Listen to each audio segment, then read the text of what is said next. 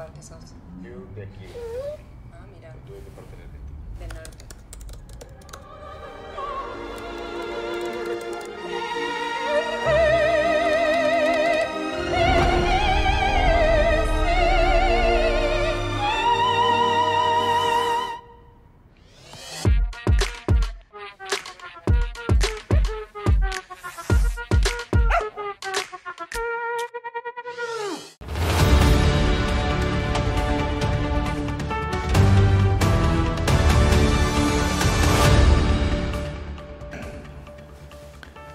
Komið sæl og velkomin í Spursmál, föstudaginn 27. apríl.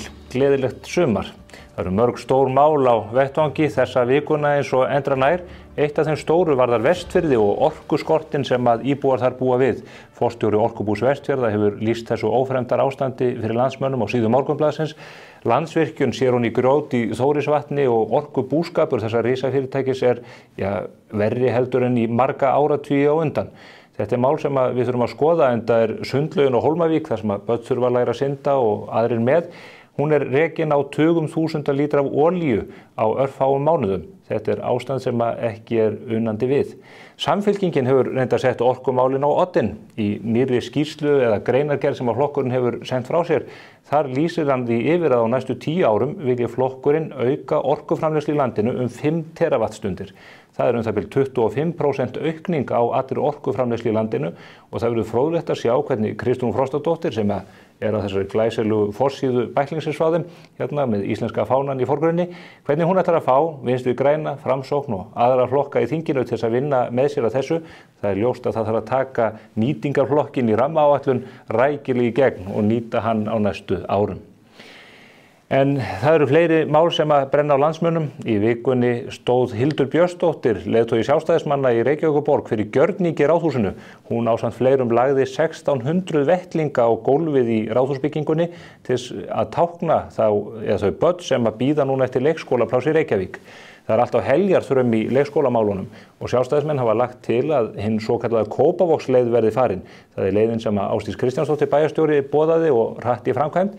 Þar hafa menn dregið úr fjarvistum kennara, skólarnir eru opnir meira og minna, miklu meira heldur en áður var, á meðan að margar skólastofnanir í Reykjavík, leikskólastofnanir, standa auðar. Þetta risastórt mál og varðar hagsmuni ekki aðeins okkar yngstu borgara, heldur þjóðarinnar allrar. Hér eftir örskamma stund verða hjá mér þau Stefanía Óskarsdóttir, stjórnmálafræðiprófessor og Halldór Halldórsson, forstjóri Íslenska Kalkþörungafélagsins. Þau ætla að fara yfir fréttir vikunnar, en að loknu því spjalli kemur hingað í sæti til mín Baldur Þórhallsson, forsetaframbjóðandi.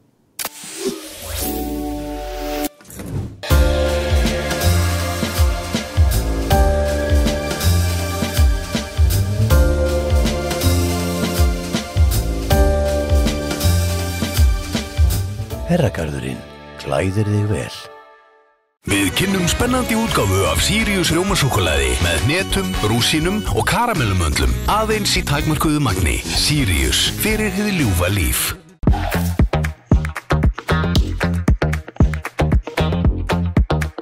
Mitt uppáhalds Prins Pólo. Kia Sorento setur ný viðmið í þægindum og gerir allar ferðir betri. Komdu og reynslögtu. Askja, Krókhálsi. Rýmingarsalan í Betra baki Faxafén hafin. Við rýmum fyrir nýjum vörum og bjóðum eldri gerðir á 30–70% afslætti. Nýttu tækifærið og gerðu góð kaup.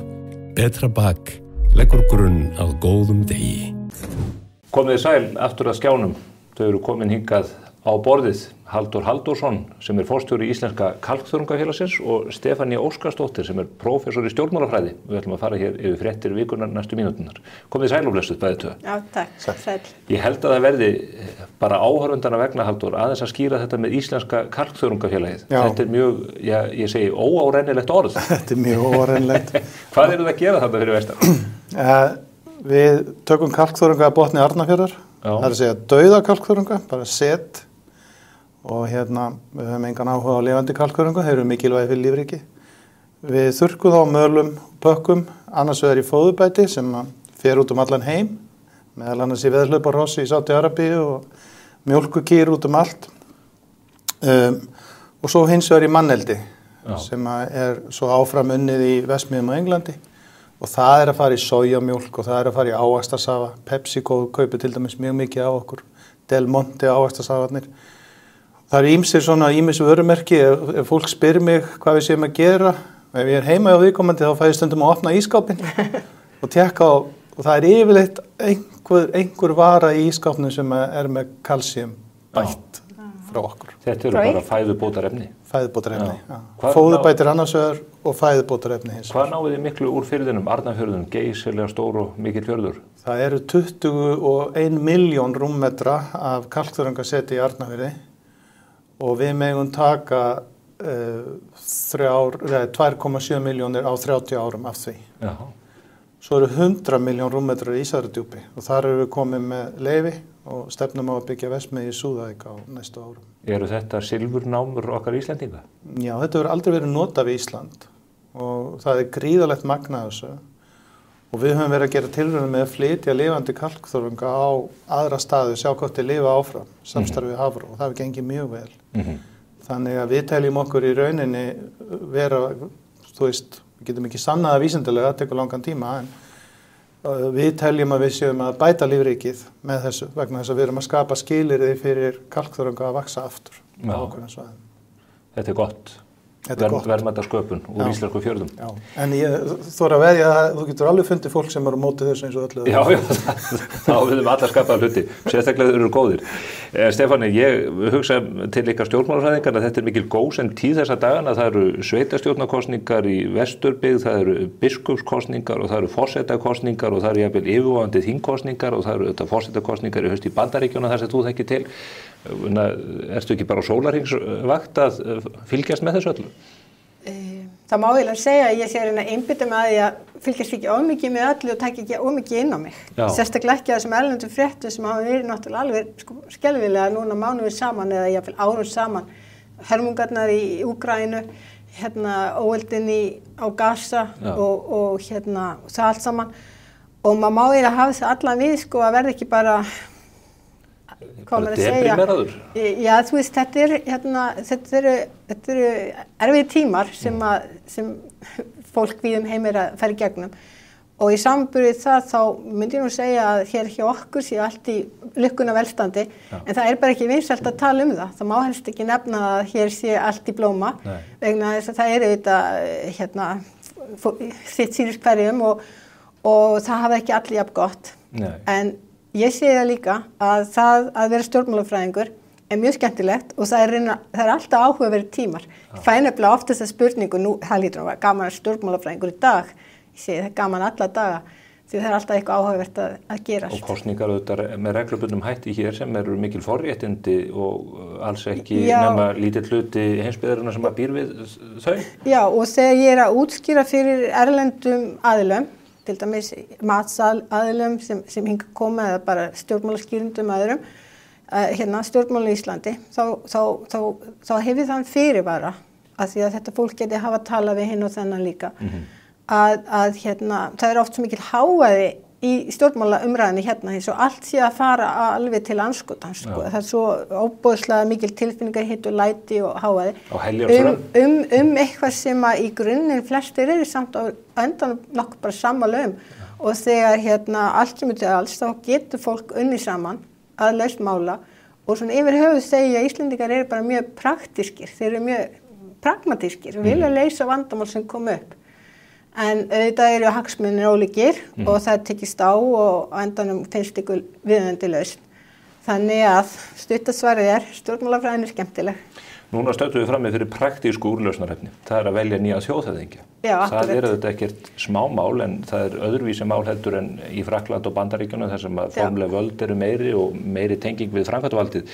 Við höfum verið að birta kannan núna sem að sýna Baldur Þórhallsson sem að verið hérna hjá mér eftir með dálitla forystu, þó ekki tölfræðilega marktæka á Katrínu Jakobsdóttur sem að er nýstíðin úr stóru forsætisráðherra. Sem stjórnmálafræðingur, hvernig horfir þetta við þér? Kemur þessi staða sem að teiknast upp í kosningabaráttunni þér á óvart eða haldið þetta yrði með öðru móti?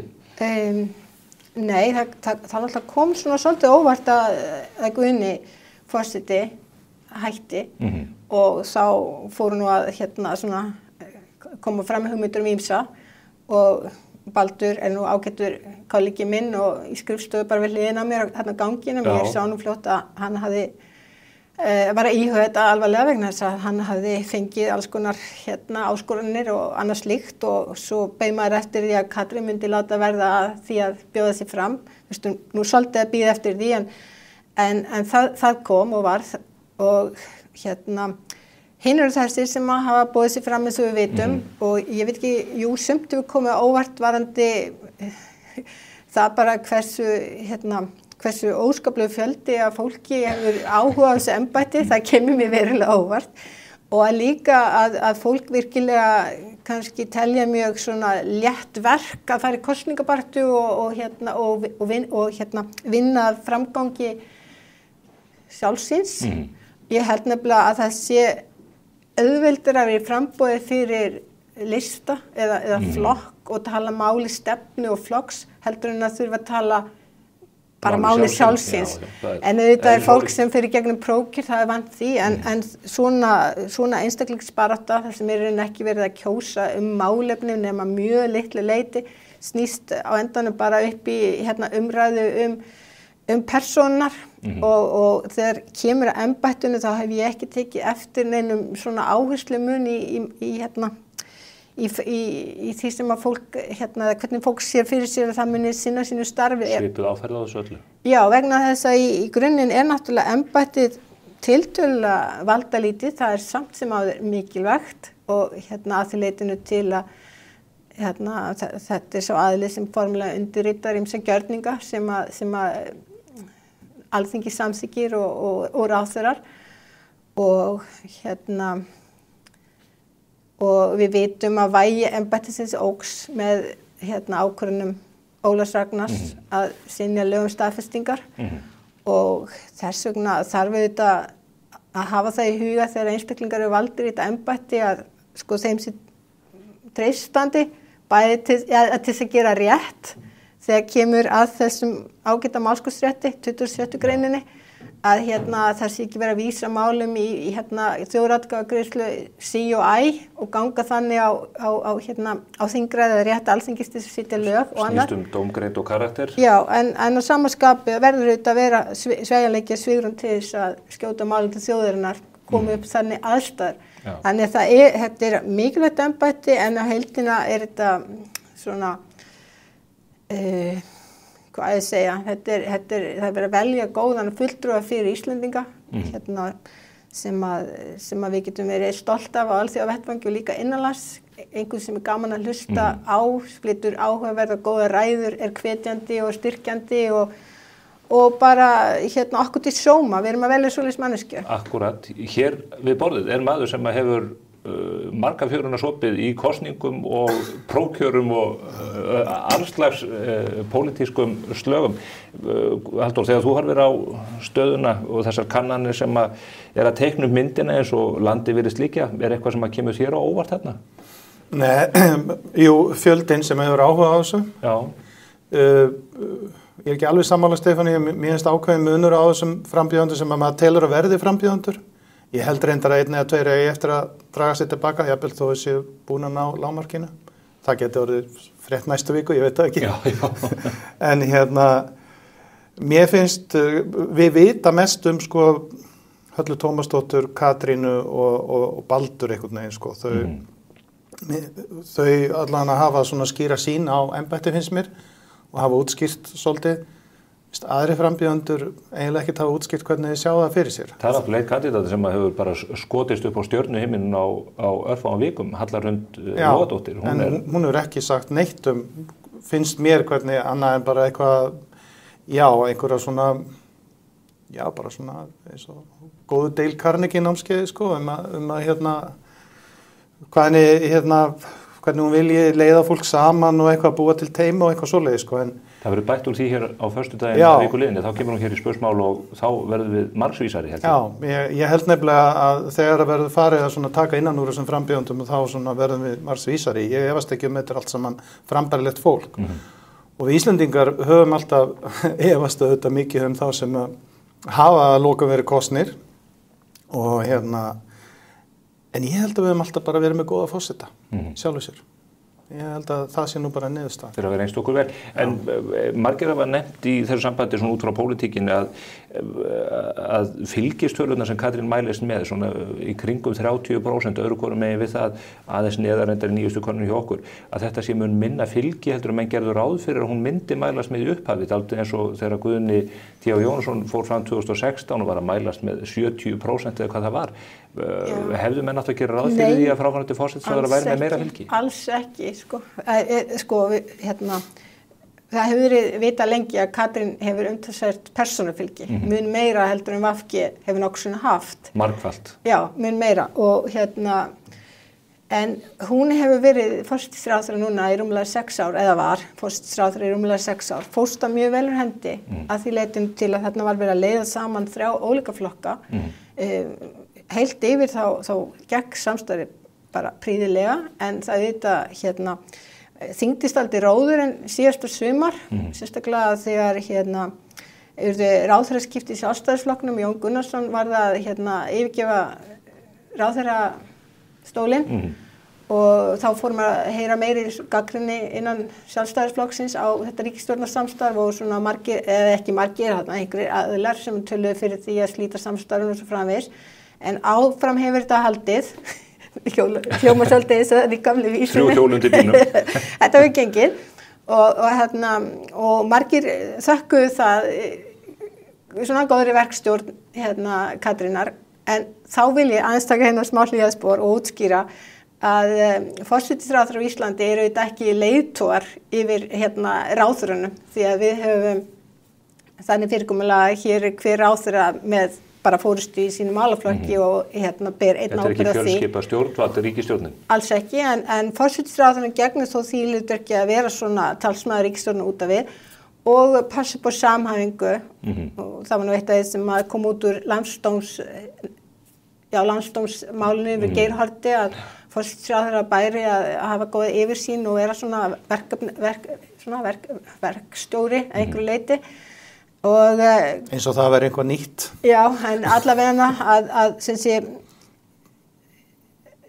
það var svolítið hefur verið að bratta að sækja á ríkisstjórninni. Já, og þess vegna var þetta ekki auðvelt ákvörðun hjá Katrínu að finna þennan rétta tímapunkt að stíga úr einu hlutverkinu í næsta og margir einhverju efist að hún myndir að gera það vegna þess að það væri of flókið.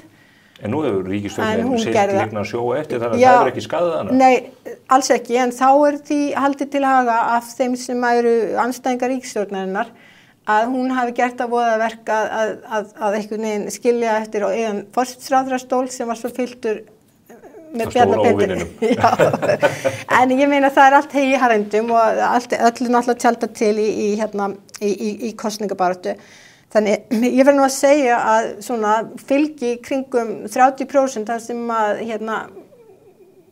margir valkostir og Baldur hann mældist strax bara fikk í vinsæll og hans verkefni að viðhalda þeirri stöðu sem að hann hafði en þetta ekki sömu tölurnar og Guðni var að mælast með í upphafi eins og þú nefndir þegar Guðni 2016 kemur fram sem forsetaframbjóðandi þá rosaleg sveifla með honum upp og það var eins og engin ætti neitt séns í hann en svo seig það nú niður en hann endaði með tæplega 40% fylgi en við getum bara bent á það til dæmis að Vigdís, við vitum það að hún vann þarna með 33% og reyndist mjög farsæll forseti. Þannig að þetta hörð keppni og þetta segja sumir það ætti að vera þannig að við hefðum síðan svona seinni umferð og þetta var svolítið rætt árið 1944 hvort það væri ekki rétt að hafa seinni umferð fyrst að þetta fara að kjósa forseta og þá komu þessi svona gamlu góðu íslensku rök, ég var að segja að við erum svo praktísk að mennum fannst að vera óþarfa vesen og kannski fullt dýrt líka að vera að leggja í aðra umferð. Já. Að bara það líti að vera þannig að fólk fyndi út úr því að velja þann besta. Það var svo langt á kjörstaði í þá daga, sko. Já, það var óþarfa snúningar fannst þeim. Þetta eru spennandi hlutir en við munum verða einhvers vísari hér og eftir þegar Baldur kemur til mér og svo munum við ræða við Höllu Hrund vikuna þar og eftir og svo rekjum okkur niður listan, allavega þá kandidata sem að ná 10% í könnunum hjá okkur. Mér langar til að færa talið að öðru stóru máli sem að hefur verið í talsverðum fókus að undanförnu, meðal annars á forsíðu Morgunblaðsins á mánudaginn. Það tengist þínum heimaslóðum, Halldór. Orkubú Vestfjarða að lenda í miklum skakkaföllum vegna orkuskorts og við sjáum einfaldlega bara á tölum frá Landsvirkjun að það sér nánast ofan í grjót í Þórisvatni. Þessi stóru batteri sem ég kýs að kalla uppistöðulónin okkar, það mjög lítið vatn að hafa. Það verið að brenna tugum þúsunda lítra af olíu bara til þess að halda sundlauginu á Hólmavík gangandi svo að hægt sé að kenna börnum sund. Það ekki við þetta búið lengur. Nei, og búið að liggja fyrir í allt og langan tíma og það verður bara að segjast eins og að það bara stór hættulegt að þegar að svona öfluga raddir eru nánast ráðandi í umræðinu og hafa verið allt og lengi sem að segja að það nóg rafmagn til. Það nóg rafmagn til, það bara að gera þetta einhvern veginn öðruvísi. Og í rauninni það sem að þetta fólk að segja, sem kemur fram fyrir öflug hagsmunasamtök eins og Landvernd, sem náttúrulega reyndar ótrúlegt að sé ekki skráð sem hagsmunaverðir að þau eru raunin að segja slökkvum bara á einhverju verðmætasköpun og þá verður til nóg rafmagn. Að sjálfsögðu ef við slökkvum á verðmætasköpum eins og álverum eða PCC bakka eða hvað þetta heitir þá gerist það. En þá líka bara verðum við miklu fátækara þjóðfélag og okkur veitum nú ekki af að auka tekjurnar í þessu samfélagi frekar en hitt. Okkur fjölgar og við þurfum að standa undir mikilli samneyslu. Orkubú Vestfjarða að keyra alla fjarvarmaveitur á olíu og fer úr einhverjum 200.000 lítrum á ári vel yfir 1 milljón lítra á olíu. Hugsið ykkur hvað þarf marga bíla að keyra vestur með olíu bara til þess að koma þessu. Þetta gríðarleg mengun sem að þessu líka. Svakaleg mengun og tala nú ekki kostnaðin við að flytja alla þessu olíu inn þegar við getum framleitt þetta allt saman sjálf. Og þetta auðvitað orðið þannig að við erum með það sem kallaði skerta afhendingu á orku til verksmiðjunnar á Bíldudal. Á vestfirska vísu erum frekar stór notandi með 6 megawatt. Og við bara þurfum að sætta okkur við það að ýmis áföll í kerfinu því að við þurfum bara að slökkva á verksmiðjunni. Og bara með 30 manns í vinnu Þurfið þið að gera það reglulega? Neyðumst þess að gera það. En getið þið brennt olíu? Nei, við erum ekki með þannig kerfi og það væri bara gríðarlega dýrt og við nánast þyrftum að hafa jafn öflugt kerfi eins og var að Landsnets í Bolungarvík sem getur framleitt 10 megawatt með dísilrokkum. Og þetta að gerast á sama tíma og við eigum fullt af virkjunarmöguleikum. Við eigum virkjunarmöguleika á Vestfjörðum en við erum búin að vera í svo ótrúlegu klúðri með þessi mál á undanförnum árum en það bara sárgrætilegt. Í þessu landi sem býr yfir öllum þessum orkumöguleikum og hvað erum við að fara yfir í 1,3 milljónir hverjar voru stærðirnar við erum með þegar við tökum alla orkuframleiðslu á Íslandi þá erum við að framleiða 40% með dísilolíu. Það fer inn á vefinn orkuskipti.is og það er þess að tölu þar. Það áttu að taka sjávarútveginn með? Já, þá erum við að taka allt saman með og við eigum svo ótrúlega möguleika á að draga úr olíunotkunni en við erum ekki að nýta þá og við erum með bara allt og marga hér á landi sem að tala gegn því að nýta þessa hagkvæmu möguleika. Þeir lýsa þessu sem neyðarástandi fyrir vestan. Við sjáum þessa svipuðu stöðu í verksmiðjunum fyrir austan. Á Höfn í Hornafirði eru menn farnir að keyra þetta á stórum dísilköllum til þess að geta haldið starfseminni gangandi hjá Skinnið Þinganesi. Maður veltir fyrir sér, nú er þetta mjög stór pólitískt mál. Geta þessi mál ekki smitast inn í forsetakosningarnar þegar að fráfarandi forsætisráðherra til tæplega 7 ára fer hringinn í kringum landið og að kynna sig á sín stefnumál? Er þetta eitthvað sem að fólk skilur bara einfaldlega að? Eða orkumálastjóri? Já, orkumálastjóri. Já, sem hefur nú, Orkustofnun hefur nú þessi mál að segja. Ættu þessar forsetakosningar kannski bara snúast orkumál? Ég meina, samtalið mikilvægt og það blasir svolítið við mér að við í Reykjavík, við Reykjavíkar eða fólkinu á höfuðborgarsvæðinu, við erum ekki mörg hver í mjög góðum tengslum við atvinnulífið fyrir utan bæinn. Þannig að það til dæmis mjög lítið skilningur hjá til dæmis ungu fólki í Reykjavík á sjávarútvegi og bara svona, þið vitið, lífinu hvar verðmæti verða til í raun? Já, og einhvern, þið vitið, talum að það vanti orku hér og þar. Þetta brennur ekkert á mér, ég hérna í bænum sko, ég kemst alveg í iPadinn og það alltaf rafmagn hjá mér, þannig að þetta lítur að vera eitthvað vitleysa, eða ég ekkert að spá í þetta er ekki mitt mál. Nei. Ég hérna, þið skilja, fólk sér hlutinu út frá sjálfur sér og við búum flest hér á höfuðborgarsvæðinu. Þannig að hérna VG sækir fylgi sitt til höfuðborgarsvæðisins til dæmis, ekki til landsbyggðarinnar. Og en nú lentum við í rafmagnsleysi hér þegar kom högg á Suðurnesjalínu í tenslu við jarðhræringarnar á Reykjanesi. Já, algjörlega, við sjá og heita vatnið sem fór af Keflavík. Sko, við höfum hérna búið allt og lengi verið þeirri stöðu að halda allt verið mjög góðu lagið þegar kemur orku. Hér verið nóg orka. Þetta svona, menn hafa farið út í heim og sagt að nóg orku á Íslandi, bara koma og gera og græja og ekkert mál. Og hérna nóg heitt vatn og nóg öllu. En svo bara staðreynd málsins að það ekki þannig og þar fyrir utan þessi dreifing og orku líka í einhverjum ólestri í hinn dreifðari byggðu skilst mér. Þar sem að menn hafa búið við að svona afskekktri stöðum að geta ekki haft tryggt rafmagn. Þú þarft ekki að fara lengra en á Suðurnesin og til dæmis þegar þið tóku Svartsengi út þarna einn dag að þið voru hræddur að möstrin myndi bráðna eða eitthvað, þá þurftum við að slökkva á verksmiðjunni hjá okkur, það þurftum að slökkva á verksmiðjunni, steinullaverksmiðjunni á Króknum og svona. Þetta hefur áhrif allt land. Þetta hefur áhrif allt land. Og reyndar í hjarta Vatnsmýrinnar, í Díkot, við séum að þeir þurftu að vera viðbúnir því það myndi rafmagnin fara af og það eru alls konar keyslur í gangi og svona, þannig þetta að færast nær okkur á en heldur þú að þetta geti haft áhrif í forsetakosningunum? Það getur einhver leyti verið en ég held að þetta skiptir mjög miklu máli fyrir komandi þingkosningar og þann þingmeirihluta sem verður til eftir kosningar. Kristrún Frostadóttir að boða það á næstu 10 árum að það verði aukin hér raforkuframleiðsla stórlega. Og það er nefnilega áhugavert að Samfylkingin undir stjórn Kristrúnar Frostadóttur að færa sig á miðjuna frá vinstri. Já.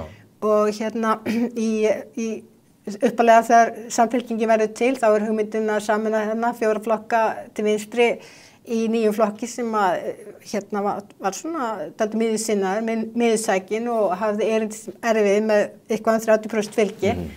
En hrun, það eftir hrun þegar Jóhannestjórnin tekur við og með því öllu sögunum sem við þekkjum og svo afhróði í kosningunum 2013 og ný forysta í flokknum tekur við og færist málflutningunum rosalega komið mjög mikið til vinstri og áslag á utan náttúruvernd og hitt og þetta en fylgir lítið og nú ný forysta og hún að færa flokkinn inn á miðjuna og það núna nýjar áherslur í orkumálum. Fylgir ykkur upp og óþekkadeildin segir svo úr flokknum og Kristrún stjórnaðu þessu öllu. Og innflytjendamálin, annar pól þar sem maður verið að færa Samfylkinguna nær því sem að Sjálfstæðisflokkur stendur fyrir og framsókn. Nær því sem að norrænir jafnaðarflokkar standa fyrir. Algjörlega þannig að en skilja þarfir atvinnulífsins.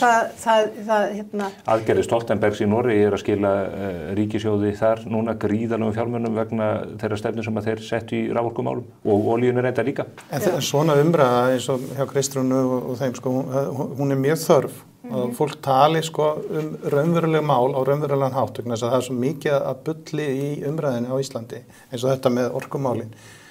Maður svo sama fólkið sem að skrifar á samfélagsmiðla sko gegn orku og gagnaverum að nota gagnaverum leið að skrifa að það líka á móti eldi í sjó og vill landeldi, en samt á móti sko því að virkja vegna þess að þú ert ekki með landeldi nema nota tölvöld mikið orku.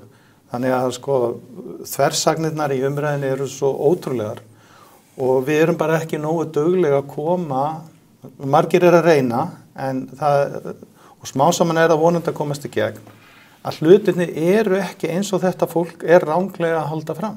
Mér langar að segja bara mjög mikilvægt sko. Brandar, ég veit ekki hvort það sannur En mér var sagt að hérna leiðsögumaður í Vestmanni með fullan bát af útlendingum, sínaði fuglabjörgin, hann hefði verið spurður hver sér að fóðra fuglana. En svo sýndi manni sko hversu borgarbúar eru svo oft bara fyrtir, þeir eru ekki alveg í tengslum við sko Það minnir á íslenska tónlistamannin sem að sá vindmyllurnar í Danmörk og sagði það hlýtur að þurfa rosalegt rafmagn til að knýja þetta á. En allavega, já, það svolítið svona þessi munir á höfuðborgarsvæðinu og landsbyggðinni varðandi atvinnulíf og annað, við erum ekki alltaf að tala saman. Nei, en svo eru margir á höfuðborgarsvæðinu sem eru alveg með þetta á hreinu og svo eru ykkur á landsbyggðinni sem, þetta fólk ekki sömu skoðunar, en mér finnst bara við þurfum ekki að rætt þessi mál svona út frá staðreyndum með minna út frá þessu bulli sem er í umræðinu. Mér langar til að ræða eitt mál svona rétt í lokin sem nú alls ekki neitt gaman mál. Það varðar öll þessi mannslát sem hafa verið tilkynnt, þessum grunuleikur á að mannsdráp sé að ræða, morð. Þau voru 5 á síðasta ári, ég held að þau geti nálgast 4 nú þegar. Erum við að horfa upp á meiri hörku eða einhverja þjóðfélagsbreytingar hvað þetta varðar á Íslandi? Manni fannst einhvern veginn eins og að morðmál væru stórtíðindi og gerðust kannski einu svona ári eða hvað það var hér áður. Nú þetta síðustu helgi held ég 2 mál.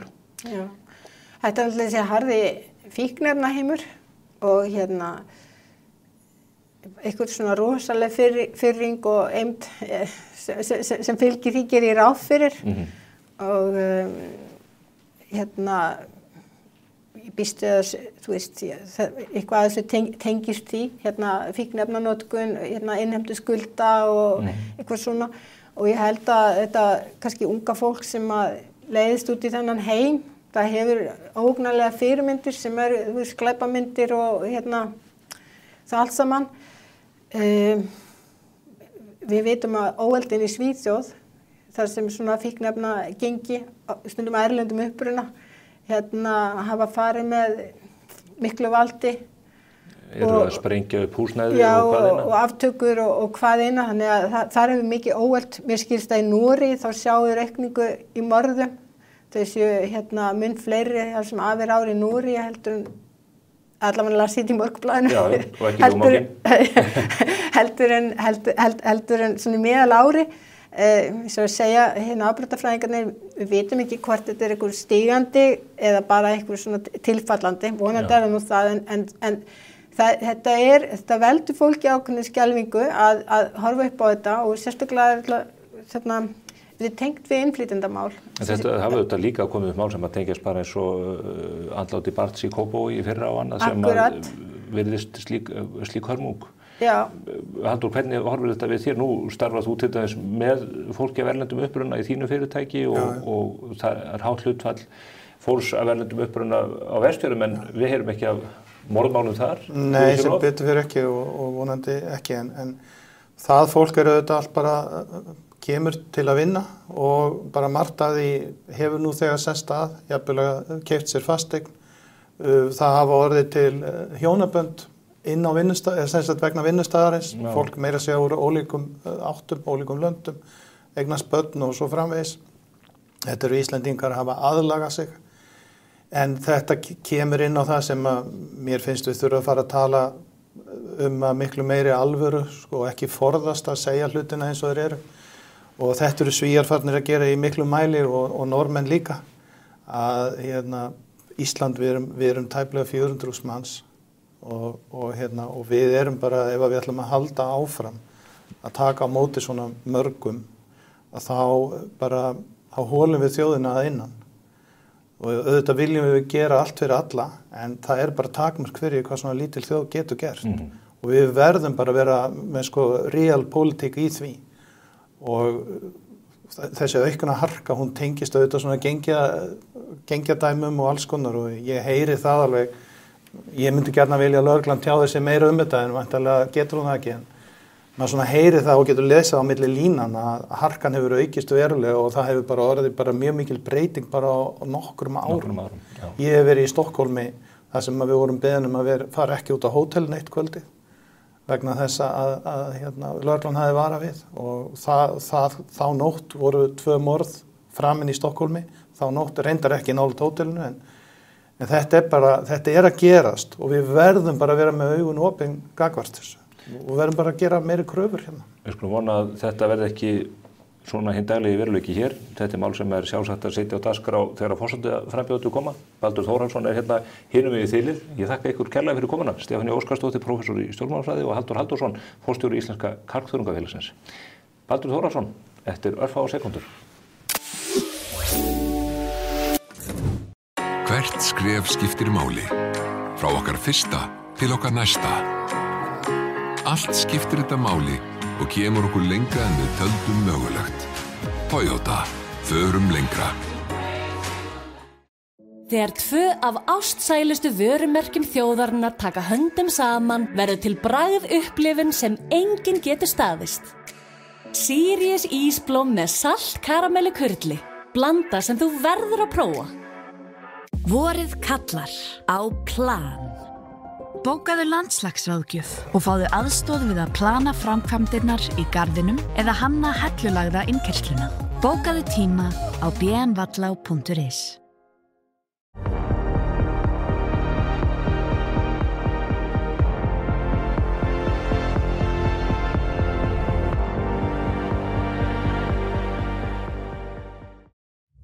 Hekla. Njóttu þess betur að grilla í sumar með Weber. Það jafnast einfaldlega ekkert á við það. Weber á Íslandi, weber.is.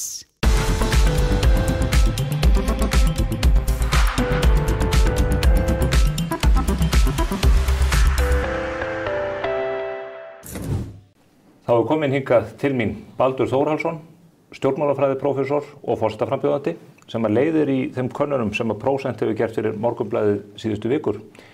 Hann ætlar að sitja hér fyrir svörum næstu mínúturnar. Velkomin, Baldur. Takk fyrir og gaman að koma til þig. Já, þakka þér fyrir komuna. Þú, eins og ég segi, leiðir í þessum könnunum hjá okkur. Þú ert að etja kappi við fyrrum forsætisráðherra, einn vinsælasta stjórnmálamann síðari tíma á Íslandi. Hvernig lestu þessar tölur og svona kannski út frá þessum ferðalögum ykkar félags landið? Já, sko, þegar okkur fór að berast áskoranir að stíga fram upphafi árs, sko, þá urðum við bara að meta þetta okkar eigin forsendum og þess ákall sem við upplifðum og ég var aldrei að velta öðrum frambjóðendur fyrir mér. Maður fer bara fram á sínum eigin forsendum og við kynnum okkar sýn á embættið, þannig ég hef ekkert verið mikið að velta því fyrir mér. Þessar kannanir náttúrulega eru bara þessi mælistika á þessum tímapunkti. Það getur margt gerst í því, kosningabaráttunni er rétt að byrja, en við upplifum bara mér finnst ég eiginlega þurfa að segja sko ótrúlega mikil meðbyr, bara vaxandi meðbyr út á landi. Ég er alltaf svo hissa, ég er ennþá þar. Við erum nú búin að ferðast sko meginþorra Suðurlands, Austurland og Norðurland, halda á annan tug opinna funda, þess við bjóðum með kaffi og vöfflur, oft fullt hús. Svo erum við heimsækja heimili aldraða, fyrirtæki, stofnanir og það er svo veltekið á móti okkur.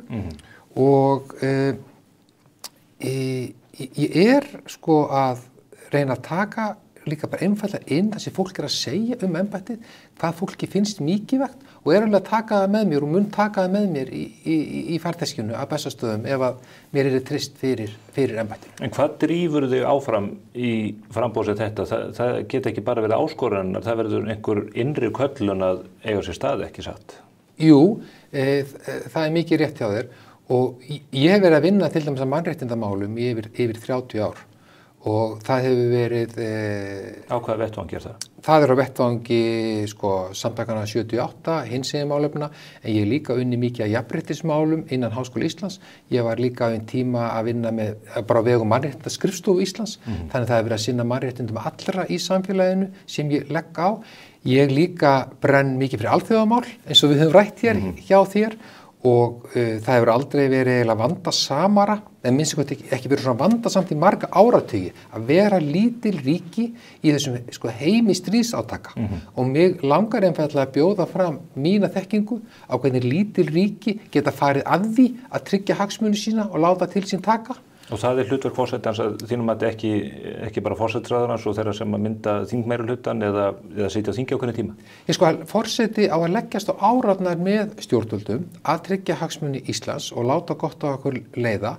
Það einfaldlega raunir hver sem gegnir embættinu tali erlendi sem að talar á loftslagsráðstefnum eða hafréttarráðstefnum, það að forseti tali þá á hann hlustað og mér finnst að ég vil nýta þetta meira til þess að bara vera í liði með stjórnvöldum. Finnst þið Guðni ekki hafa gert? Jú, hann hefur staðið sér mjög vel hvað þetta varðar. En þú segir að mig gera meira af því? Já, það er svona, ég lít svona til Ólafs Ragnars hvað þetta varðar, hvað Ólafur var skelegur talsmaður okkar í alþjóðamálum. Guðni hefur einbeitt sér til dæmis að lýðheilsumálum og velferð allra í samfélaginu. Allir forsetar hafa sína forgangsröðun. Það er eitt af þessu sem ég finnst til dæmis mjög mikilvægt, það er að forgangsröða. Og svo ég nefni síðast að þú spyr hver er köllunin, það er þessi bara sinna mannréttindum allra í samfélaginu. Það er alþjóðamálin að leggjast á árarnar með stjórnvöldum og það er líka að mér finnst að rauninni bóndinn á Bessastöðum að eigi að líta yfir axlitar á þingheimi til þess að þingheimur telji ekki að það sé bara sjálfkrafa afgreiðsla á lögunum sem lenda til undirskriftar hjá forseta. Hversu mikið á hann að hafa augun á því að nú hefur málskotsrétturinn auðvitað verið nýttur í raun og veru í 2 málum, fjölmiðlamálunum og svo í Icesave-málunum. Finnst þér að þeir að útvíkka þetta eða að ógnin af forsetaembættinu gagnvart þingheimi þurfa að vera virkari? Ég myndi byrja að segja að þingræðið ræður för í öllum megin atriðum. Í dagstælegri ákvarðanatöku og lagasetning á Íslandi ræður þingræðið för. Það er þannig bara hefðin og venjan og stjórnskipanin, það á að vera. En eigi að síður er mjög mikilvægt að þingið viti að á Bessastöðum siti forseti sem er tilbúin til þess að virkja málskotsréttin ef að þingið einhverjum orsökum fer fram úr sér. Til dæmis ef að, bara í nefni sér dæmi, ef að þingið ætlaði sér að samþykkja inngöngu Íslands í Evrópusambandið án undangenginu þjóðaratkvæðagreiðslu. Eða ef að þingið ætlaði sér að takmarka réttindi, til dæmis hinsegin fólks. Og ég vil rauninni leyfa mér að segja að forseti eigi... Það enda gengur í berhöggu stjórnarskrána að takmarka réttindi hinsegin fólks? Já, það gerir... Er það ekki dómstólana að afgreiða það mál frekar heldur en forsetans? Nei, forseti verður að grípa þarna inn í ef að þingi fara að brjóta stjórnarskráni. Það er skylda forsetans. Ef að forseti metur lög frá þinginu þannig að þau gangi í bága við stjórnarskrána, þá myndi ég segja honum ber að vísa því máli til þjóðar. En nú eru fleiri mála þeim tóa sem við séð eins og öryrkjadómurinn og fleiri þar sem að í ljós hefur komið að stjórnvöld hafa farið skakt inn í mál, hafa í raun brotið stjórnarskrá grundvallar löggjöfina. Já, þá hefur það ekki alveg legið fyrir og er umdeilt, skilur það kemur þá eftir á og auðvitað geta síðan og er sjálfsagt að menn og konur láti reyna á mál fyrir dómstólunum að sjálfsögðu. Það sem málskotsréttinum hefur verið beitt, það sem ég nefndi 2004 og svo í Icesave-málum, það var mjög umdeilt mál, það var ekki eitthvað sem að lá klift og skorið fyrir. Nei, en það segir það ég vil ekki taka undir það til dæmis þegar sagt að forseti eigi alltaf að neita skrifundu lög og þá boða raunin til þjóðaratkvæðagreiðslu samkvæmt stjórnarskráni ef að 10% eða 15% þjóðarinnar kalla eftir því. Það er ekkert sem heimilega forseta að gera þetta samkvæmt núverandi stjórnskipan. Ef maður vilja hafa þetta svona þá verður maður bara breyta stjórnarskráni. Það sem forseti lögin mannanna verk og þingið metur fyrst lögin og samþykkir þau. Við förum að treysta forsetunum að meta lögin líka á sínum forsendum og ef að til dæmis í tilfelli forseta Ólafur Ragnars með Icesave-samningana, hann mata þannig að þeir gengi gegn heildarhagsmunum þjóðarinnar, aftur myndi ég segja, mat forseta eins og það, þá vísar hann málinu til þjóðarinnar. Mér langar til að færa þess talið einmitt að málskotsréttinum og að því að þú nú meðal annars fjallað þau mál að þinni tíð sem stjórnmálafræðiprófessor. Mér langar til að vísa hér í viðtal við þig sem var tekið 7. apríl 2011 sem að þér er að sjálfsögðu kunnugt var birt á Vísi, þar sem var við að ræða þessi mál sérstaklega. Þar segiru vegna þessar ákvörðunar Ólafs Ragnars að erlend stjórnvöld eigi að geta treyst samningum við ríkisstjórn Íslands en ef að forseti gangi ítrekka gegn vilja hennar og alþingis. Og þú vilt meina að það sé uppi svona stjórnskipunulega óvissa og stjórnmála óstöðuleiki vegna þessa sem að útlendingar getur upplifað. þetta ekki einmitt dæmi þar sem að hlutirnir voru mjög á reiki? Það var alveg óvíst hvernig EFTA-dómstóllinn myndi dæma. Þjóðin var í heljargreipum þessara skulda vegna Icesave-deilunnar. Þetta gengur í berhögg við það sem þú segir núna yngri forsetans. Nei, alls ekki, því að þarna ég er ekki að tala þarna sem forset og ekki forset er ég í dag en forseta frambjóðandi. Ég var einfallega beðinn þarna að leggja mat á það, sko kosti og galla Icesave-samningana sem allir í samfélaginu voru að velta fyrir sér. Þú segir eftir þessa ákvörðun forsetans, þá átta menn sig ekki á stjórnskipan Íslands. Já, en núna talar eins og þetta sé klippt og skorið. Það var þegar það gerði engin ráð fyrir því þegar Ólafur Ragnar erlendis neitar að skrifa undir Icesave-samningana og boða til þjóðaratkvæðagreiðslu.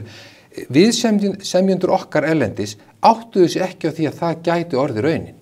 Það er það sem ég er að tala og það leiddi til ákveðnu óvissu í þessu máli en mat forsetans var að það ætti að vísa málefnum þjóðarinnar en þetta skapaði óvissu í alþjóðasamningunum og viðræðum í ríkisstjórnar Íslands við þessa erlendu aðila. Það segir sig sjálft þegar forseti neitar lögum frá þingi.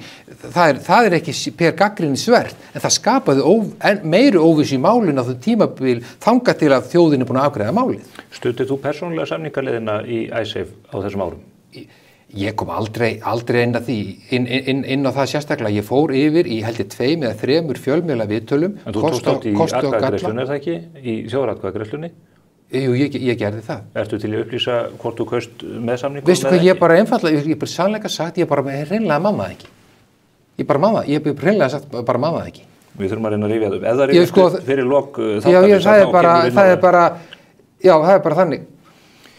Annað mál sem að mér langar til að ræða við út frá eiginlega sömu stöðu, þar að segja út frá málskotsréttinum og inngripun og þú rættir Evrópusambandið. Það var rætt mikið stjórnlagaráð og nýja stjórnarskrá árum eftir hrun, meðal annars á þeim tíma þegar þú komst inn á þing sem varaþingmaður Samfylkingarinnar. Þar kallaði þú eftir þessum nýja samfélagsáttmála, nýrri stjórnarskrá sem að legði grunn að endur uppbyggingu samfélagsins eftir eitt mesta efnahags- og samfélagslega hrun síðar ára, svo ég vitni í ræðu þína frá 24. maí 2012.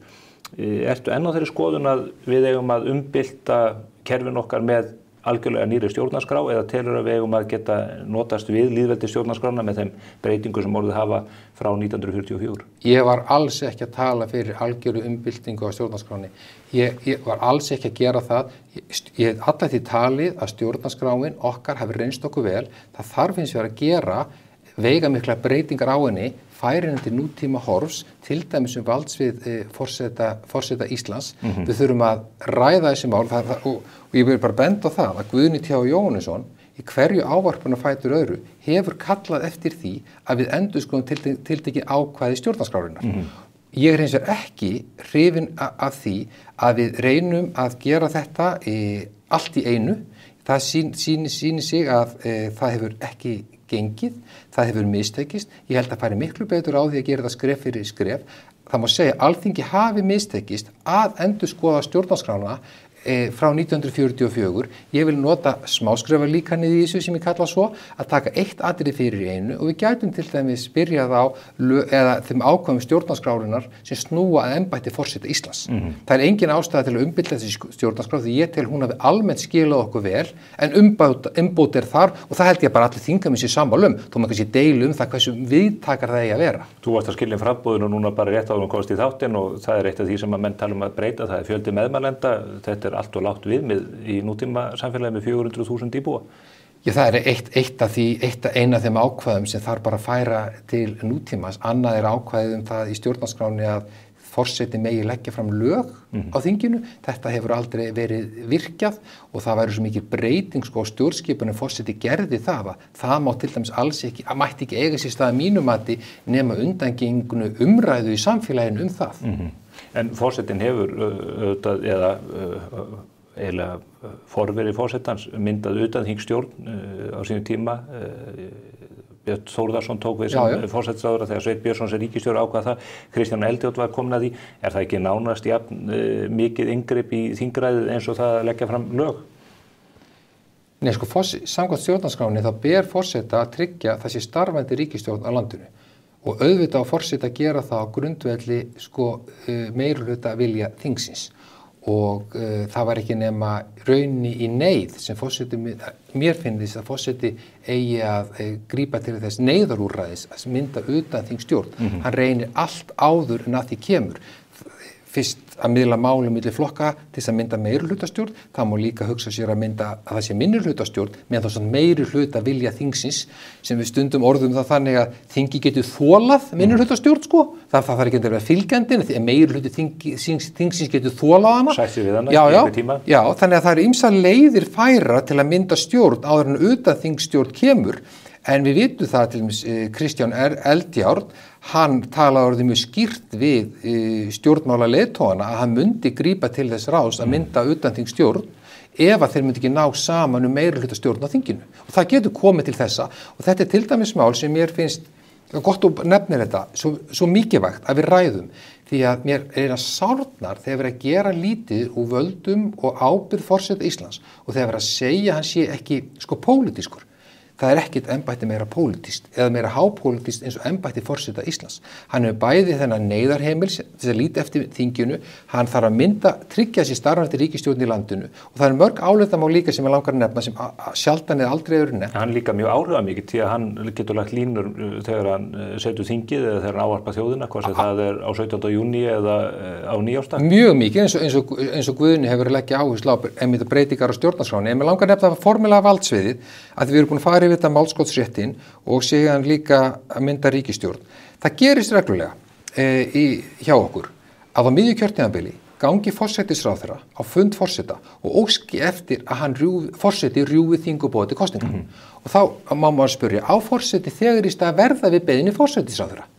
Ég vil segja, þarna hafa forseti að staldra við. Hann þarf að skoða hver er raunverulega vilji meirihluta þingsins. En er þingrófsrétturinn ekki í höndum forsætisráðherra? Það getur nefnilega verið þannig að þingið vilji einfallega skiptum forsætisráðherra. Það er þessi meirihluta vilji þingsins til að skiptum forsætisráðherra eða það komið nýr þingmeirihluti þannig að Tryggva Þórhallssyni fannst hann hafa þingrófsrétt. Ég veit það, en þarna vil ég láta þingræði ráða för. Meirihluti alþingis á að ráða för. Það er ekki inngrip forseta í störf þingsins vegna þess að samkvæmt stjórnskipan þingið ekki látið greiða atkvæði þingrófið. Nei. Ætla forsetið þá að hringja alla 63 og gera nafnakall.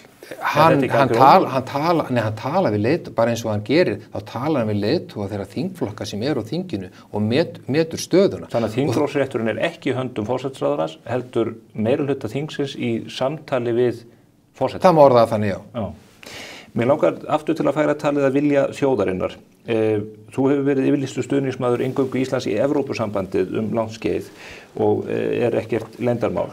Nú tók ríkisstjórnin sem að settist af völdum 2009 þá ákvörðun að hefja aðildarviðræður við Evrópusambandið með öllu því sem því fylgir og þú þekkir það jafn vel og ég, aðlögun að kerfinu sem að menn gera, menn fækkuðu embættismönnum út í Brussel og hófu þetta í raun aðlögunarferli þá þegar. Hefði ekki verið eðlilegt við þær aðstæður, sérstaklega í ljósi þess að annar meirihlutaflokkana hafði heitið í þingkosningunum 2009 að það yrði ekki sótt Evrópusambandsaðild ef að þeir myndu komast til valda. Vinstri grænir sem höfðu 14 þingsæti á móti 20 þingsætum Samfylkingarinnar. Hefði ekki verið langt eðlilegast að forsetinn gripi inn í og tryggði þá að þjóðin gæti sagt skoðun sína á því hvort að það ætti að hefja þessar viðræður yfir höfuð. Forseti hefur ekki aðkomu að því. Forsetinn er áhrifamaður, þú segir að hann geti lagt línur. Já, hann hefur ekki áhrif á það þegar stjórnvöld fara að leita eftir samningu. Það er rauninni tvennt sem kemur inn á borð forsetans. Það er annars vegar bara lög sem Alþingi samþykkir og alþjóðasamningar. En finnst þér að meirihlutinn í þinginu eigi að bera það undir þjóðina, hvort að það eigi að fara í viðræður áður en þær hefjast eða aðeins í lokin þegar aðlögunin sjálf hefur gengið garð? Mér finnst til dæmis mjög gott og ég held að ég fari rétt með að þeir flokkar sem eru hlindir inngöngu Íslands í Evrópusambandið, ég held þeir hafi allir á sinni stefnuskrá að það eigi að ákveða, ef það ætti að taka upp aðildarviðræður á nýju, þá ætti að gera það í þjóðaratkvæðagreiðslu. Að þetta verði þá 2 skref, að ákveða að hefja aðildarviðræður á nýju og svo að samþykkja aðild. En ég tek þetta sem dæmi, þetta er svo mikið gjörbreyting á stjórnskipan landsins ef við myndum ganga í Evrópusambandið að ég í embætti forseti Íslands myndi aldrei til dæmis samþykkja að þingið myndi samþykkja að gangi í Evrópusambandið án undangengina þjóðaratkvæðagreiðslu. Það má alveg líka velta fyrir sér hvort aðildina Evrópska efnahagssvæðinu á sínu tíma hefði átt að fara í þjóðaratkvæðagreiðslu. Ég hef skoðað það mjög ítarlega bara í mínu fræðastörfum, tóku ítarlega viðtöl við Vigdísi og ráðamenn á þeim tíma. Vigdís komst að þessari niðurstöðu að kostirnir með EES væru meiri en gallarnir. Allt er umdeilanlegt. Þetta er annars, það er stórt mál sem má vel velta fyrir sér hvort það hefði heima hjá þjóðinni. Annað er stórt mál af því við erum að tala alþjóðasamninga. Það er aðildin að NATO 1949 sem er svo stórt mál að það fer miklu betur á því að þjóðin hafi loka ákvörðun í þessu mál. Hefði Vigdís átt að vísa EES-samningnum í það er ekki hægt að fara svona aftur í tíman og segja hefði ekki átt að gera í ljósi sögunar. Ég vil bara vísa til þess. Var þetta ekki mál sem átti þannig erindi við þjóðina að þjóðin hefði átt að hafa... Það má vel færa rök fyrir því. Vigdís hins vegar lá yfir málinu í marga mánuði og hún útskýrði í sérstaklega yfirlýsingu sem var bara í annað skipti sem forseti Íslands sendi frá sér yfirlýsingu það hvers vegna hún samþykkti lögin og tók til dæmis tillit til þess að sagði ég meðal annars skrifa undir lögin vegna þess að EES-samningurinn veitir ungu fólki tækifæri að ganga inn í menntastofnanir í Evrópu. Alveg óháð því. Er það ekki þjóðin sem á að hafa sjálfsákvörðunarrétt svona mikilvæg mál eins og aðild að Evrópusambandinu, EES eða NATO? Klárlega til dæmis NATO og Evrópusambandi og þess vegna finnst mér það mjög bara góð spurning hvort að það hef ekki átt að vera þannig líka með EES-máli á sínum tíma. Þú nefnir þetta, ég verða að lesa þetta upp varðandi Evrópusambandsaðildina úr þingræðu frá 24. maí 2012 segiru. Það er gaman að rifja þetta upp. Þetta eru góða ræður og ég er búin að lesa þær allar. Skyndilega er eitthvað komið á línuna og tekið þéttingsfast í. En veiðimaður óttast það svo mjög að sprungið dekk sé á endanum en ekki stórlags að hann slítur á línuna í óðagoti en landar ekki aflanum. Það er sorglegt að horfa upp á það að hluti þingheims vill koma heim með öngulinn í rassinum. Í því felst hvorki djörfungni diska, við þurfum að ljúka þessum aðildarviðræðum, við verðum að sjá hvað stendur til boða, þá fyrst er hægt að greiða atkvæði aðildarsamning. Varst þú að fullu sáttur við það að þessi meirihluti sem að þú sast á þingi fyrir skildi farið þessa vegferð án þess að spyrja þjóðina? Í ljósi þess að Vinstri grænir voru alfarið Steingrímur J. lofaði því kvöldi fyrir kosningar að það er ekki farið aðildarviðræður ef hann myndi mynda meirihluta. Voru það ekki svik við þjóðina? Ég ætla ekki að fara að meta það eða hvort að Steingrímur J. það við sviki þjóðinu eða ekki.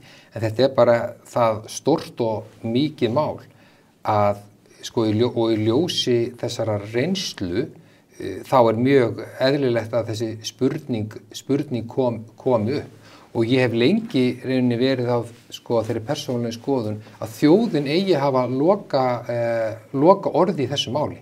Það burtséð frá mínu persónulegu skoðun í málinu eins og kemur klárlega fram í þessu sem þú ert að lesa, þessari skemmtilegu lýsingu sem þú ert með þarna. Þetta er mjög ég er að segja að þjóðin eigi að hafa loka orðið og er það vonandi algjörlega samkvæmt með sjálfum mér sem ég er að segja í dag að þjóðin á að hafa loka orðið í þessu máli. Þá langar mig aftur til að spyrja vegna þess að hér er önnur ræða sem að varðar málþóf sem að minnihlutinn stóð að í þinginu á þessu sama tíma þegar þú sást á þingi. Mér finnst þú gaman að heyra þú að telja upp þessar ræður, veist hvað ég held að mig telja á þinginu beggja handa hvað ég satt þá á dag á þingi. Það veit ég líka, ég ætla ekkert að vera að gera mikið úr því. Þetta er svo merkiða ræður og við verðum að fara í gegnum það. Það er skemmtilegt. Hér segiru að út af málþófunum að þér líði eins og gíslinn í þinginu eftir fáa daga út af þessum málþófi en ef gömlu hagsmunagæsluflokkarnir vilja halda þessum málþófi áfram, halda áfram að vera málpípur auðmanna, þá þeir það. Þeir mega halda áfram fram eftir sumri, leyfum þeim að tala, láta og tala og svo munum við svara þeim. Hvernig horfir á þingi í dag? Nú eru þessir gömlu hagsmunagæsluflokkar, Framsóknarflokkurinn og Sjálfstæðisflokkurinn sérstaklega sem að þú ert að vísa í þarna gerir ráð fyrir. Eru þetta hagsmunagæsluflokkar auðmannanna? Hvernig nálgast forseti samskipti við slíka apparöð? Forseti nálgast bara vinnur alltaf þverpólitískt. Forseti má aldrei vinna flokkspólitískt. Ég vil kalla þessi mál sem forsetin sinnir pólitísk, en þau eru þverpólitísk, en aldrei á flokkspólitísku forsendum. Og ég hef bara alla tíð held ég í mínum skrifum, sérstaklega skrifum og svona þegar ég fengið sem álitsgjafi, tala bara virðingu fyrir öllum stjórnmálamönnum, stjórnmálaskoðunum og flokkum og ég mun halda því áfram. En á sama tíma er mjög mikið eftir að hafa í huga og það á við alla flokka. Að með grundvallaratriðið að forseti rækti það hlutverk sem er skýrt kveðið á í stjórnarskráni að forseti hafi eftirlýst hlutverki að gegna með löggjafarvaldinu og framkvæmdarvaldinu. Hann eigi að veita þessum aðilum aðhald og það er mjög mikilvægt sem bara kom í ljós til dæmis hjá Ólafi Ragnari sem betur fer reynir ekki ofta á þetta og þá er nefnilega lykilatriðið að rétt að líta yfir axlirnar á þingheimi til þess að þau fari ekki fram úr sér. Ólafur andaði honni í hálsmála á þeim segja svo en ég ætla að líta yfir axlirnar. Mér langar til að spyrja þig að því að þegar þið tilkynntu framboðið þú og Felix þá var augljóst að þið teflið ykkur saman fram. Þú hefur og lést þá þau orð falla í kjölfarið að þið hafið jafnvel í hyggju að skipta að einhver leyti með ykkur verkum. Ég hef rætt við sérfræðinga í stjórnskipunarrétti sem að telja að þarna séu menn á hálum ís. Við kjósum okkur forseta, hann á maka eða ekki, við höfum dæmi hvoru tveggja í sögunni. En hefur forsetinn leyfi til þess að skipta þeim verkum sem honum er falið á einhvern annan, hvort sem það er maki hans eða þriðji aðili? Þarna er einhver misskilningur á ferðinni eða þá að ég hef ekki talað rétt. Þess að við höfum núna verið að tala völd forsetans, formlegu völdin eru náttúrulega klárlega bara í höndum þessi gegnir embættinu. Þegar kemur á alþjóðasamskiptunum sem við líka rætt aðeins það er algjörlega í höndum bara forsetans en ekki maka. Þegar kemur hins vegar að umræðum í íslensku samfélagi, að ræða íslensk samfélag, þá sjáum við hvernig makar forseta, núna ef við nefnum þau bara síðustu, Guðrúnu, Katrín, Dorrit og Elísa hafa komið með öflugum hætti inn í samfélagsumræðuna. Dorrit til dæmis svona leiðandi sendiherra þegar kemur íslenskri menningu erlendis, þegar kemur íslensku bókmenntum, fyrir allar helstu bókmenntahátíðir heimi til að tala fyrir okkar menningar arfi. Okkur finnst einfallega best að koma hreint fram hvað þetta varðar þegar kemur að þessum málefnum innanlands sem eru aftur þverrpólitísk, ekki flokkspólitískt, þá erum við að forgangsraða tilteknum málum og Felix myndi vinna með mér að þessum málum sem eru velferð barna og ungmenna, mannréttindi allra í samfélaginu og forsetinn á alltaf að standa þétt við baki á þeim sem höllum fæti standa. Og við erum einfallega að í þessu málum að segja við teljum að við séum öflugt teymi og með okkar bakgrunn í þessu, okkar mannréttindar baráttu, Felix verið að vinna mikið af málefnum barna og ungmenna, hann er búin að ferðast í flesta grunnskóla landsins að fjalla málefnum barna og ungmenna, við viljum taka þessa reynslu með okkur og bjóða upp á hana og við höfum draum, við eigum með draum, það þegar kemur að málefnum barna og ungmenna, að draumurinn að við stöndum fremst meðal þjóða þegar kemur að málefnum barna og ungmenna. Rétt eins og við stöndum fremst meðal þjóða þegar kemur að jafnréttismálum, þá vissulega megi en gera þar betur. Finnst bara einfallega að forsetinn geti, og þá maki hans í þessu tilfelli, geti til dæmis tekið einu skrefi lengra, á þess að ganga á löggjafarvaldið eða framkvæmdarvaldið, til dæmis að kalla hópa saman í Bessastaðastofu til þess að ræða alla þessa góðu ólíku hópa sem eru til dæmis að taka á aukinni vanlíðan ungsfólks, að taka á geðheilbrigðismálum ungsfólks, að taka á vímuefnavandamálum. Tölum umræðu og umræðuhefð, því að það er eitt af því sem hefur verið rætt opinberlega og það varðar framgöngu þíns ágætamanns á samfélagsmiðlum, þar sem hann hefur oft á tíðum gert nokkuð stórirtur, svo ég leyfi mér að segja bæði á Facebook og Instagram. Hann kallaði til dæmis núverandi forsætisráðherra Ítalíu fyrsta kvenkyns fasistan sem að gegni því embætti þar í landi og hér er annað kvót sem að mér langar til að lesa stuttlega. Þið sem eru í yfirleiðislegu umburðarneynd að verja málfrelsi manna eins og ritstjóra Morgunblaðsins, vinar hans menntaskólakennarans, skáldsins í Skerjafirði, miðflokksmóra og annarra dreggja samfélagsins, ættu að prófa að setja ykkur í spór fólk sem bara að reyna að komast í gegnum daginn eins og við hinn, en byrjum við mikið óöryggi og hræðslu tilveru sína vegna vaxandi andúðir í samfélaginu. Andúður og ofbeldi sem einmitt skapast vegna skrifa þessara manna og aðgangs þeirra að stórum miðlum til að spúa fáfræði sinni og hatri. Þetta er fullkomlega óþolandi. Hann hefur líka látið risastór ummæli falla fræðimanninn Jordan Peterson sem að margir kunna við og lesa eða fylgjast með. Er þetta ekki dálítið erfitt veganesti inn á Bessastaði þegar að svona munnsöfnuður hefur verið viðhafður menn og málefni? Nei, alls ekki. Ég er nú þannig gerður, ég er nú ekki að líta yfir axlirnar á Felix, þó ég ætla að líta yfir axlirnar á þingheimi, þá er ekki að líta yfir axlirnar á maka mínum og hvað hann er að skrifa samfélagsmiðlunum. Ég held bara einmitt þetta sýni. Fram og skipta með ykkur verkum. Ekki skipta með okkur verkum, eða vinna þetta í sameiningu. Þarna er Felix einmitt að verja hópa sem honum finnst hafa verið ráðist harkalega á, hvort sem það var bara hinsegin fólk, samkynhneigðir eða transfólk, tekur hanskan upp fyrir þá, svarar krafti í þessu felst bara málfrelsið, ef að, og við tökum upp hanskana fyrir þá sem okkur finnst vera á ráðið, gerum það í okkar mannréttindabaráttu á kröftugan og ákveðin hátt. En ef þér finnst þetta í lagi og að þetta setja massum það að taka málstæðina smáu og meiddu og hræddu, af hverju einnan þá Twitter-reikningnum í upphæðu kosningabaráttu?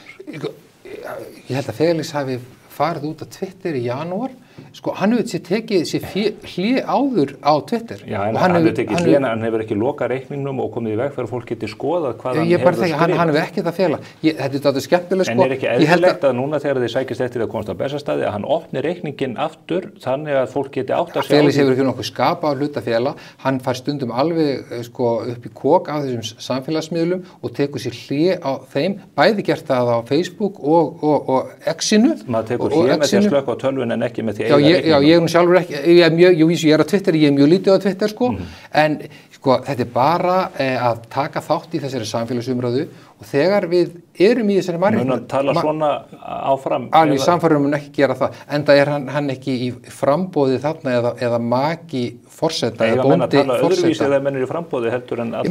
Men auðvitað þegar við erum í mannréttindabaráttu og ég teki þátt í mannréttindabaráttu yfir 30 ár og það hefur oft reynt mikið á, ég hef hins vegar alltaf verið maður sko sátta og smáskrefan-álgurinnar sem ég kalla, að taka það skref fyrir skref, ætla sér ekki að gera allt í einu en að ná þessu skref fyrir skref, en það þarf maður stundum. Er það mannréttinda bara að kalla Meloni forsætisráðherra Ítalíu kvenkyns fasista? Þetta er manneskja sem að þið eftir að hitta ef að það eru margir stjórnmálaskýrendur og stjórnmálamenn sem hafa því látið þessi orðfallu manna. Ég ætla ekki að taka undir þau, það er bara margir og veist það, virt blöð út í heimi tala á sama hátt hana.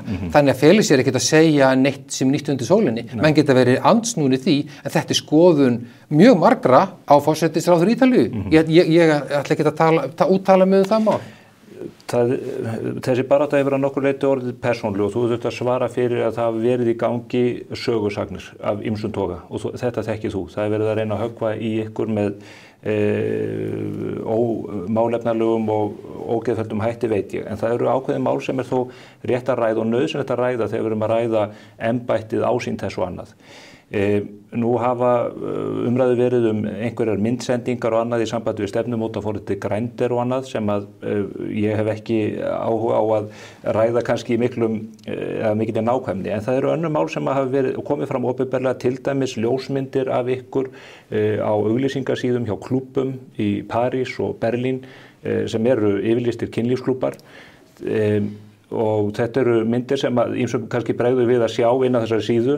Er einhver hætt á því að þessi hlutir sem að ég ítreka er ykkar persónulega málefni og ætti ekki erindi á þetta borð nema vegna þess að þið sækist eftir kjöri til forseta Íslands? Eru þetta hlutir sem að geta skaðað ímynd eða ásýnd forsetaembættisins?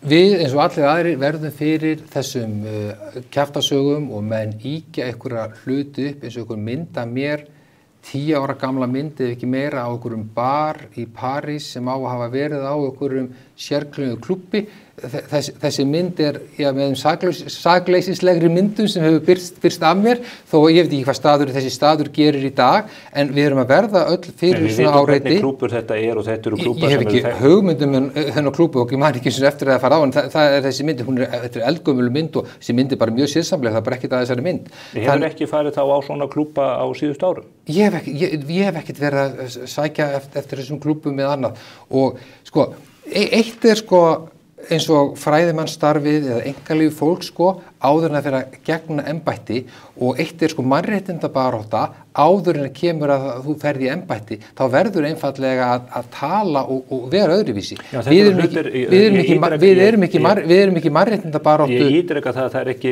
létt verk í sjálfu sér að færa þetta í talin. Ég tel að það sé nauðsynlegt vegna þess að á sama tíma og ég tel að þetta séu einkamálefni, þá getur þetta haft áhrif á ásýnd embættisins og þess sem því gegnir, ekki bara hér heima, heldur líka erlendis. Ég ætla bara að benda á það, við Felix hefur nú verið sko í svona opinberum og óopinberum erindgjörðum fyrir hönd Íslands í áratugi. Þegar ég tala á alþjóðlegum ráðstefnum og fyrir að dvel langtölu við erlenda háskóla sem prófessor við Háskóla Íslands, þá tel ég mig vera óbeina fulltrú íslensku þjóðar. Það allt leiðum mér að klára. Þegar Felix búin að vera að leiða farastjóri Eurovision hópsins í meira en áratug og gengt ýmsum hlutverkum, ég veit ekki betur við höfum alltaf komið fram sómasamlega. Ég veit ekki til þess að það hefur nokkuð tíman verið einhver svartu blettur og okkar framkomu og það var náttúrulega sérkennilegt að það myndi breyta sig við flyttum á Bessastaði. Ég veit ekki til þessi okkar, ég líti á það þannig, ég held árlega hef hingað til verið að halda 10 fyrirlestra, ég hef verið gestafræðiprófessor við háskóla beggja vegna Atlantshafsins, oft í mánuðum saman, hálft ár og ég líti einfaldlega þannig að ég þarf að tala með þeim hætti að ég sé fulltrúi íslensku þjóðarinnar, þó ég sé sjálfsögðu ópen, það hefur aldrei varpað skugga á íslensk samfélag eða Ísland okkar framkomu erlendis. Hvernig ætlið að haga baráttunni á næstu vikum? Ætlið að fara fleiri hringi kringum landið eða verðið þið bundnir í útsendingum eins og þessum meira og minna? Já, hvoru tveggja, við höldum hringverðinni áfram. Við eigum eftir Vestfirði og Vesturland, Reykjanesi líka. Við förum á Hveragerði og Selfoss á sunnudaginn og svo eigum við eftir að skjóta svona einstaka túra. En mér skilst nú að það sé nú að byrja fyrr þessi sjónvarps- og útvarpsútsendingar heldur kannski oft áður, svo nýtt sem við bætast inn í þessa flóru, það eru öll hlaðvörpin sem eru mjög skemmtileg, þannig það eru nóg að gera, en mér finnst skemmtilegast að ferðast landið og tala við fólk, eins og sem ég geri og ég hef gert, ég alltaf með annan fótinn austur í Rangárvallasýslu, það sem pabbi býr og við fjölskyldan erum með lítið ferðaþjónustu fyrirtæki, ég grínist stundu við kollega mína upp í háskóla, að ég næ betur utanum þær breytingar sem verða í samfélagsumræðunni heldur þeir í skoðanakönnunum. Það fara austur fyrir fjall, þá áttar maður sig frekar á hvernig fylgir að flökta, til dæmis á milli Framsóknarflokks og Sjálfstæðisflokks annars vegar og Miðflokksins hins vegar og svo flöktar þetta fram og tilbaka og ég næ betur utanum þetta í samtölu við fólk í sveitinni heldur en kannanirnar. Þannig að forsetinn verður Aufúsu gestur fyrir austan fjall, náðu kjöri. Já, bara vona það bara allt land. Það sem mikilvægast öllu að forsetinn sé fulltrúi þjóðarinnar en ekki ráðandi afl í samfélaginu. Baldur Þórðarson, ég óska ykkur góðs gengis í baráttunni framöndan. Það verður gaman að fylgjast með ykkur eins og öðrum framtíðundum. Takk fyrir mig. Þá ekki meira á vettvangi spursmála þennan ágæta föstudag. Við verðum reyndar morgunblaðsmenn vestur á Ísafirði á mánudagskvöldið á borgarafundi, forsetafundi, þar sem Jón Gnarr ætlar að heiðra okkur með nærveru sinni. Þar ætlum við líka að fá góða spekinga í setti til okkar að ræða kosningarnar framöndan. En í næstu viku, hér á vettvangi spursmála, verður það Halla Hrund Logadóttir. Verið sæl.